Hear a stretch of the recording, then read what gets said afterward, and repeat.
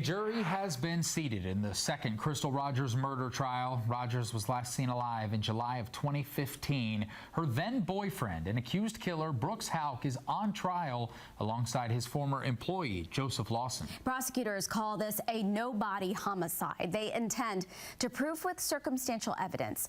Wave News reporter Lena Noakes is live in Warren County with the latest. Well, guys, I'm going to read some names to you.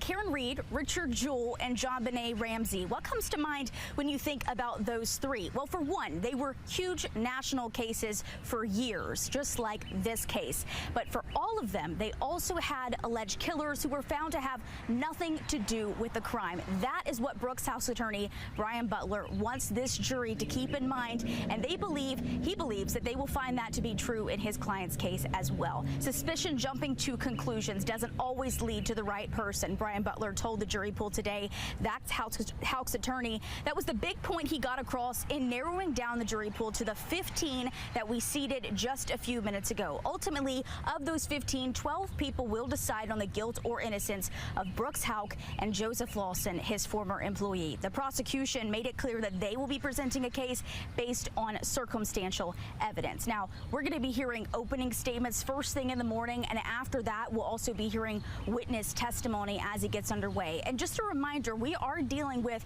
two defendants in this case, meaning that both the prosecution and both defense attorneys will be able to offer opening statements, and they will all be able to ask questions of those witnesses. We haven't really had a clear picture of what that witness list looks like at this point. The judge did ask both parties today who they expect to call up. Now, we do know a couple of big players that we thought may be involved in this case, like Rosemary Houck and Nick Houck, who are the mother and brother of Brooks Houck, the suspect in this case. But up to our knowledge, they are not on the witness list, as well as Steve Lawson, who, of course, was convicted in a trial in May on conspiracy and tampering with evidence, the first co-defendant in this case.